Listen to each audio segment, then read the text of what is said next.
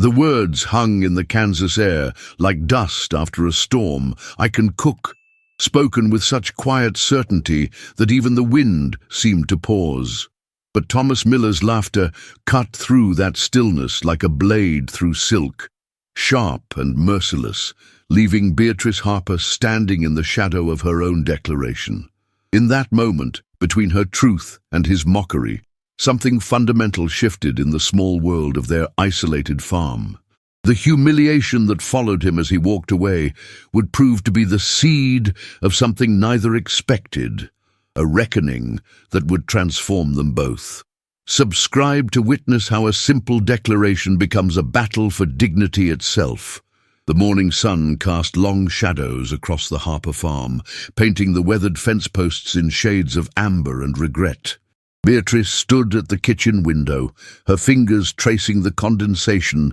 that had gathered on the glass during the cool night, watching as Thomas Miller's figure grew larger against the horizon. He rode with the confidence of a man who had never known hunger, never felt the gnawing uncertainty that came with an empty pantry and dwindling hope. The dust, kicked up by his horse's hooves, seemed to mock the careful rows of vegetables that Beatrice and her mother had planted with such desperate optimism just months before. Each approaching hoofbeat echoed like a judgment, a reminder of their dependence on the charity of neighbors who saw their struggle as both inevitable and somehow deserved. When Thomas finally dismounted, his boots hit the ground with the authority of someone who had never questioned his place in the world, never wondered if his next meal would come from his own efforts or the reluctant generosity of others. Martha Harper emerged from the house with the practiced grace of a woman who had learned to carry her dignity like armor,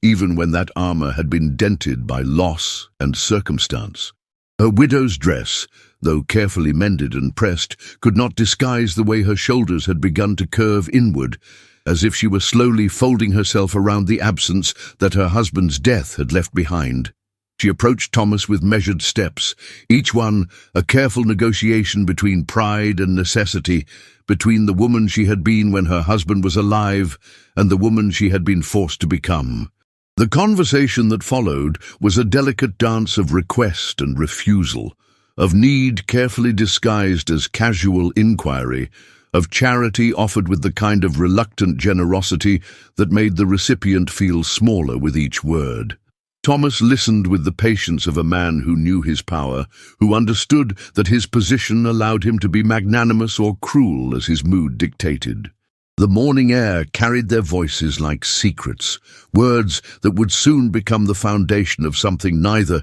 could have anticipated. Beatrice watched from the doorway as her mother's shoulders grew more rigid with each passing moment, recognizing the particular tension that came when Martha was forced to ask for help that might not come. The young woman's hands clenched involuntarily at her sides, her nails digging small crescents into her palms as she witnessed the careful choreography of humiliation that had become too familiar in their household. She had seen this scene played out before, with different men and different requests, but always with the same underlying current of power and powerlessness, of those who had and those who needed. The weight of their circumstances pressed down on her like a physical thing, making each breath feel labored and each heartbeat seem too loud in the morning stillness. When Thomas's voice rose slightly, carrying a note of dismissal that made Martha's spine straighten in defensive response, Beatrice felt something shift inside her chest, a movement like the first crack in ice before the spring thaw. The moment stretched between them all like a taut wire, vibrating with unspoken tensions and unacknowledged truths. The conversation continued with the predictable rhythm of such encounters, Thomas's words measured and careful, designed to maintain his position, while offering just enough hope to keep Martha standing there, hat in hand, waiting for his decision. Beatrice could see the way her mother's fingers worried the edge of her shawl, a nervous habit that had developed in the months since they had been forced to rely on the kindness of neighbors who seemed to measure their generosity against some invisible scale of worthiness. The sun climbed higher, casting shorter shadows and making the dust motes dance in the space between the three figures, each one caught in their own particular prison of expectation and limitation. Thomas's horse stamped impatiently, as if sensing the tension that crackled through the air like electricity before a storm, and the sound seemed to punctuate each pause in the conversation with a reminder of time passing and opportunities slipping away. The morning that had begun with such quiet hope was slowly transforming into something else entirely, something that would demand more than any of them were prepared to give. When Martha's voice finally broke slightly, just a hairline fracture in her carefully maintained composure,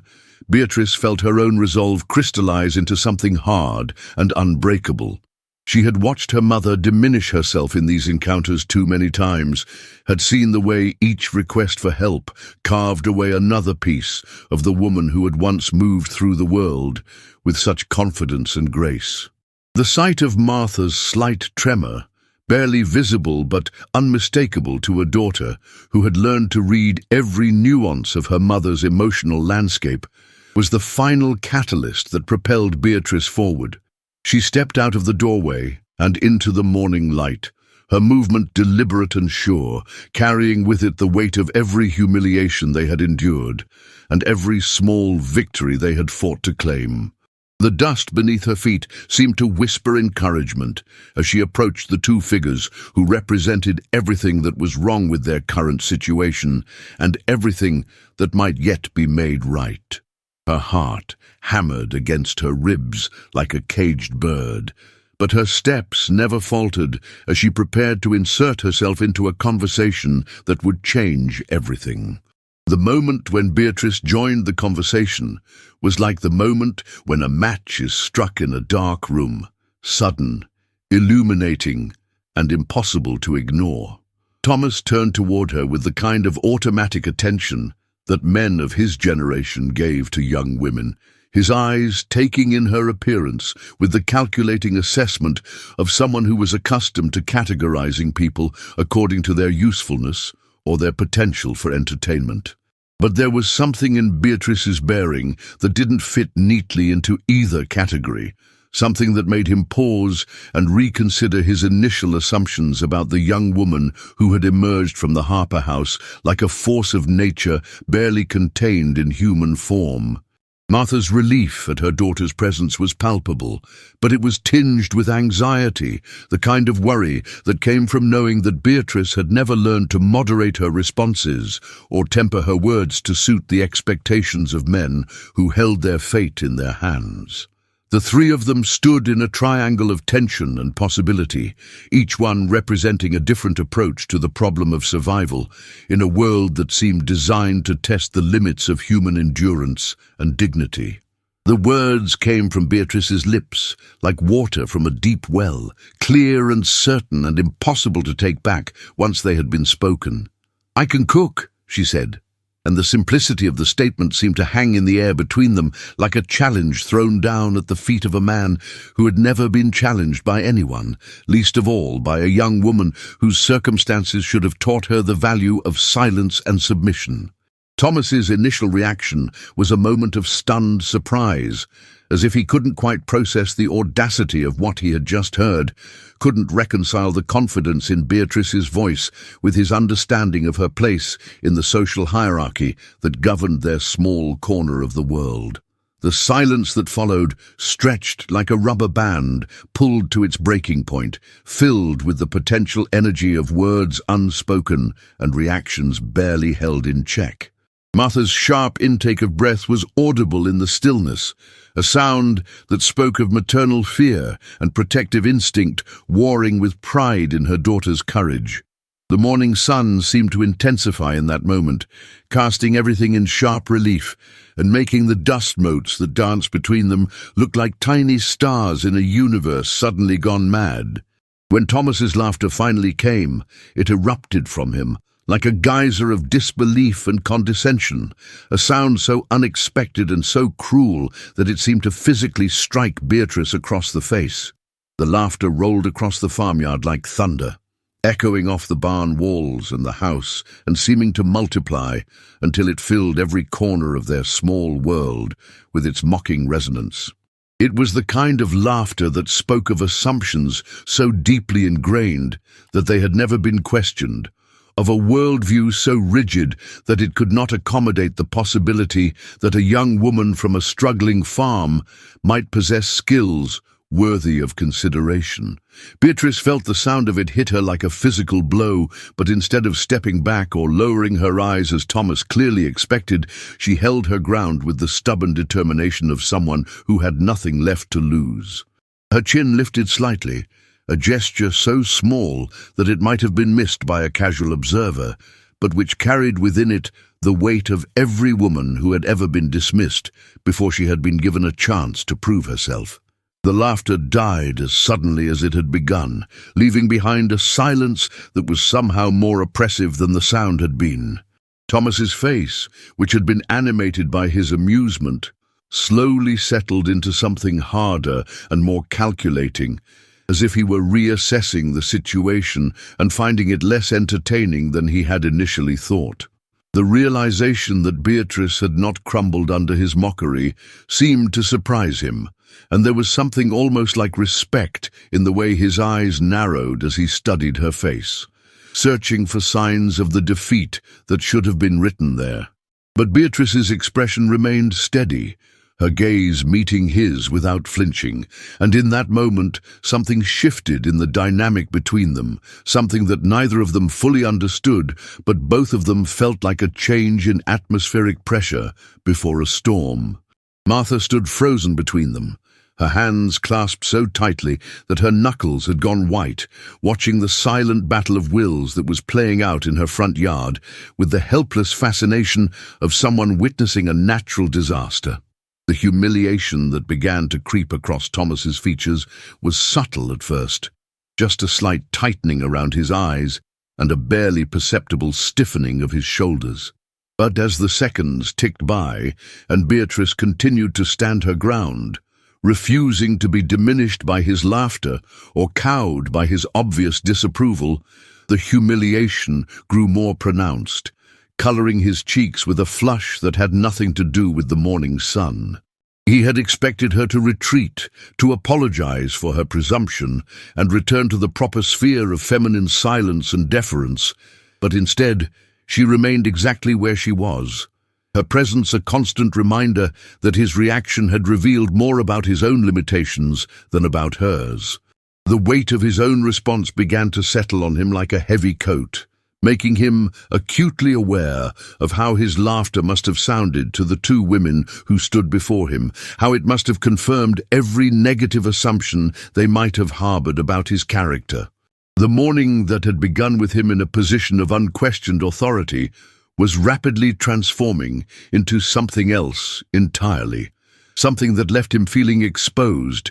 and somehow smaller than he had been just moments before. As the silence stretched between them, Thomas found himself caught in a trap of his own making, unable to take back his laughter, but equally unable to continue the conversation as if nothing had happened. The easy confidence that had carried him through countless similar encounters seemed to have deserted him, leaving him standing in the Harper farmyard like an actor who had forgotten his lines in the middle of a crucial scene.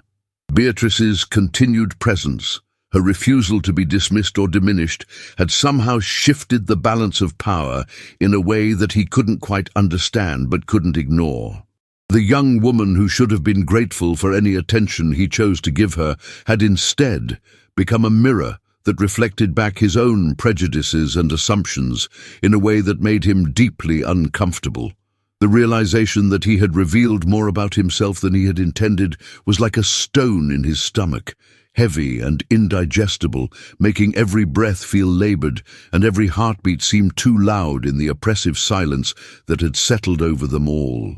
The moment when Thomas finally turned to leave was like the moment when a dam finally gives way under pressure, inevitable, destructive, and somehow anticlimactic after all the tension that had preceded it.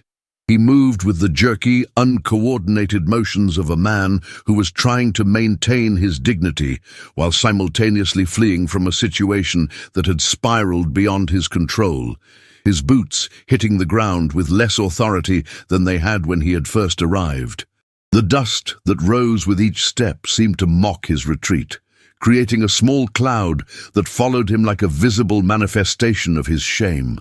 And the sound of his horse's hooves as he mounted and rode away carried with it the echo of words that could never be taken back, and laughter that would haunt the memory of everyone who had heard it. Beatrice watched him go with the same steady gaze that had unnerved him so completely, her expression revealing nothing of the storm of emotions that raged beneath the surface of her carefully maintained composure. The morning sun continued to climb toward its zenith, but the light that fell across the Harper farm seemed somehow different now, charged with possibilities that had not existed just an hour before. The kitchen of the Harper farmhouse had never been a place of grand ambitions, but on this particular afternoon it transformed into something resembling a battlefield where flour became ammunition and determination served as armor. Beatrice stood before the worn wooden counter, her sleeves rolled up past her elbows,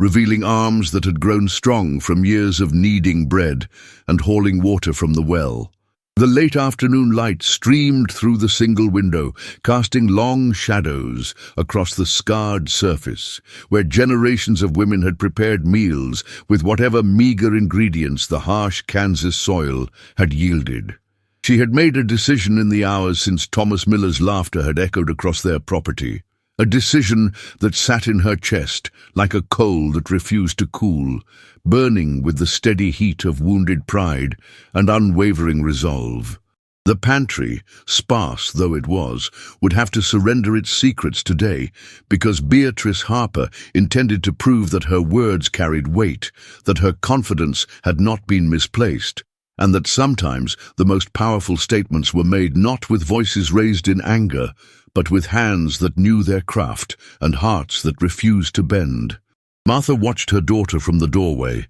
recognizing something in Beatrice's movements that reminded her of her own younger self, back when the world had seemed full of possibilities and every challenge had felt like an invitation rather than a threat. The way Beatrice's fingers moved as she sorted through their meager supplies spoke of a confidence that Martha had feared might have been crushed by the morning's encounter, but instead seemed to have been refined, like metal in a forge, emerging stronger and more purposeful than before. There was something almost ritualistic in the way her daughter approached the task, as if she were preparing not just a meal, but a declaration, a manifesto written in the language of herbs and spices, flour and flame. Martha had seen that same look in her late husband's eyes when he had decided to stake their claim on this unforgiving land. A mixture of determination and desperation that spoke of dreams too precious to abandon, even in the face of overwhelming odds. She wanted to speak, to offer words of caution or encouragement, but something in the set of Beatrice's shoulders warned her that this was a moment that belonged entirely to her daughter, a moment when interference, however well-intentioned, might shatter the delicate alchemy of purpose and pride that was taking shape before her eyes. The ingredients that Beatrice assembled on the counter told the story of their circumstances with brutal honesty, yet she handled each item as if it were precious beyond measure, transforming scarcity into abundance through the sheer force of her will and the depth of her knowledge. A handful of wild herbs that she had gathered from the creek bed that morning, their leaves still damp with dew and fragrant with the promise of flavors that could transform the most humble ingredients into something memorable. 3 eggs from their small flock of chickens, each one a small miracle of sustenance that represented the difference between hunger and satisfaction in their carefully managed existence. A precious cup of flour, measured out with the precision of someone who understood that waste was not merely careless, but potentially catastrophic. The last of their salt pork, cut into careful pieces that would need to stretch further than seemed possible, yet somehow would, because Beatrice possessed the kind of kitchen wisdom that could make a little become much, that could transform necessity into abundance through the alchemy of skill and imagination. She moved between these ingredients like a conductor before an orchestra, seeing not what they were,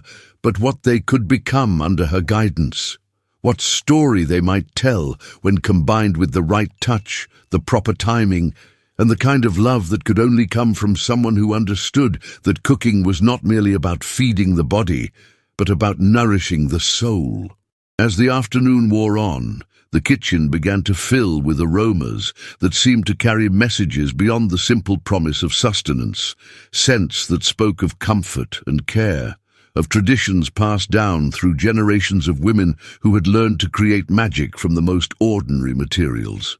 Beatrice worked with a focus that bordered on meditation, her movements economical yet graceful, each gesture serving a purpose in the larger symphony of preparation that was unfolding around her. The sound of her knife against the cutting board created a rhythm that seemed to match the beating of her heart, steady and sure, while the gentle sizzle of onions in the cast-iron skillet provided a counterpoint that spoke of transformation in progress, of raw materials being coaxed into something greater than the sum of their parts. She could feel her mother's presence in the doorway, a silent witness to this act of defiance disguised as domesticity, and the knowledge that she was not alone in this endeavor gave her strength, even as she understood that the ultimate success or failure of her efforts would rest entirely on her own shoulders. The late afternoon sun continued its journey across the sky, but time seemed to move differently in the kitchen, measured not by the clock on the mantel, but by the gradual deepening of flavors, the slow building of complexity that could not be rushed, only guided with patience and skill.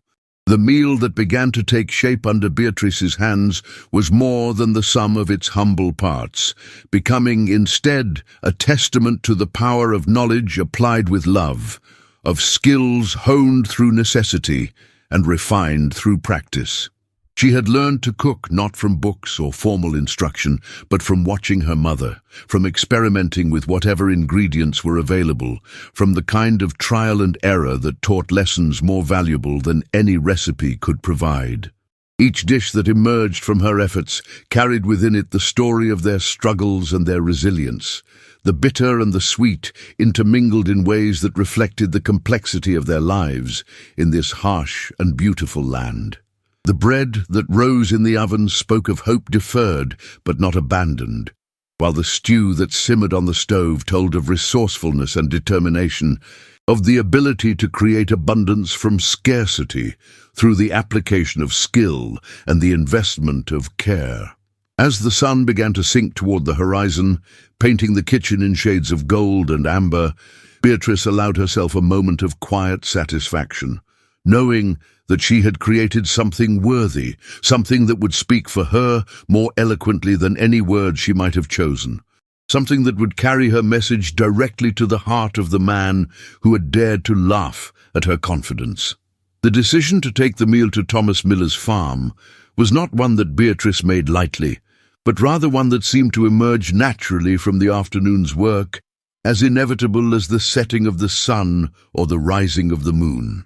She packed the food carefully in baskets lined with clean cloth, each dish wrapped with the kind of attention to detail that spoke of pride in her work and respect for the gift she was offering, even to someone who might not deserve such consideration. Martha helped her daughter prepare for the journey, understanding without words that this was something Beatrice needed to do, a statement that needed to be made, a challenge that required an answer. The evening air was cool against their faces as they loaded the wagon, the familiar weight of the baskets a comfort in the gathering darkness, while the stars began to appear overhead like distant witnesses to the drama that was about to unfold. As they set out across the prairie toward the Miller farm, Beatrice felt the weight of her decision settling around her like a cloak, heavy with responsibility and bright with possibility.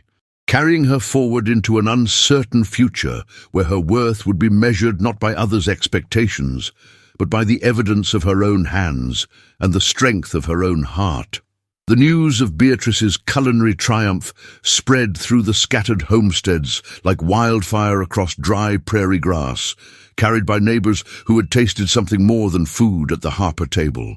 Word reached the ears of Samuel Peterson, the town's most influential merchant, who arrived at the farm 3 days later with a proposition that would change everything. He stood in the Harper parlor, hat in hand, speaking of opportunities in town, of a restaurant that needed someone with Beatrice's particular talents, of a future that stretched far beyond the confines of their small farm. Martha Harper listened with the careful attention of a woman who had learned to weigh every opportunity against its hidden costs, her weathered hands folded in her lap as she considered what this might mean for her daughter's future. The offer was generous, perhaps too generous, and she found herself wondering what price would eventually be demanded in return for such sudden fortune.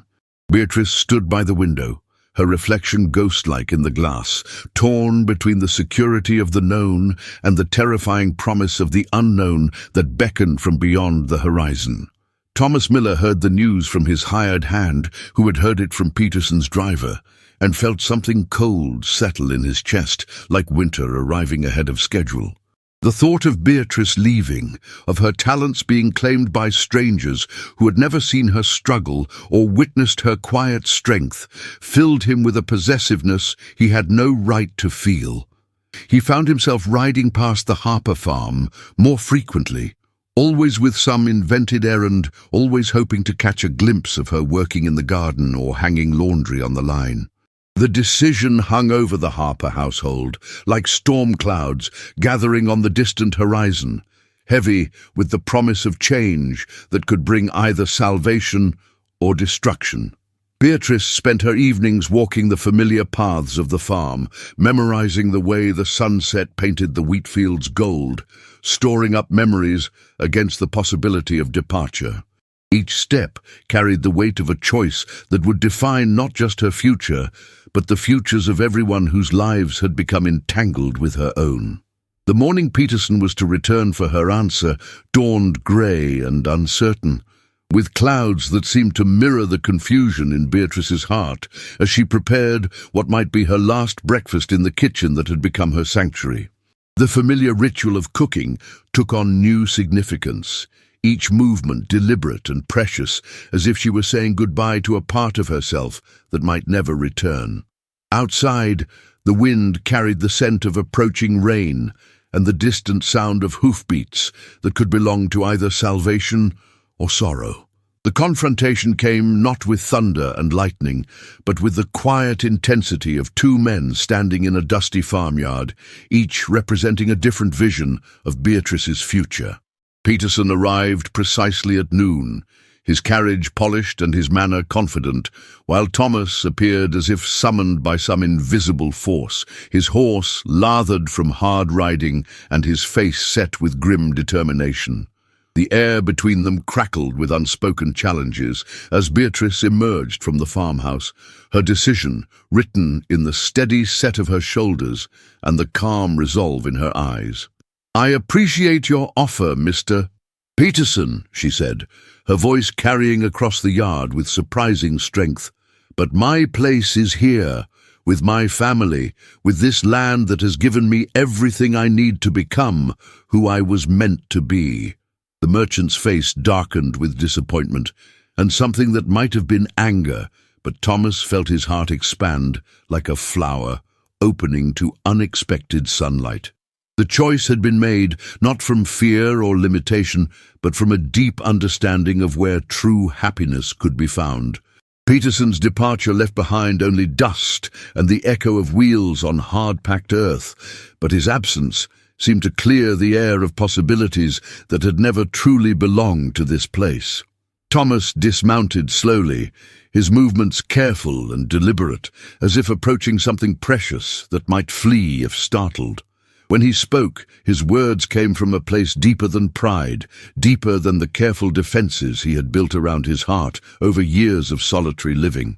"I came to tell you something," he said, his voice rough with emotion he had never learned to express gracefully, "and I reckon it's past time I found the courage to say it plain." Beatrice waited, her hands folded before her, her face open and patient as the prairie sky. "That day, when you said you could cook, I laughed because I was afraid of what it might mean if you were right, afraid of admitting that maybe I'd been wrong about more than just your cooking." The confession hung between them like a bridge waiting to be crossed, and when Beatrice stepped forward, closing the distance that had separated them for so long, it felt like the most natural thing in the world. "I can cook," she said softly, a smile playing at the corners of her mouth. "But I can do a lot more than that, Thomas Miller, if you're brave enough to let me show you." His answer came not in words, but in the way he reached for her hands, holding them as if they contained all the promises he had never dared to make.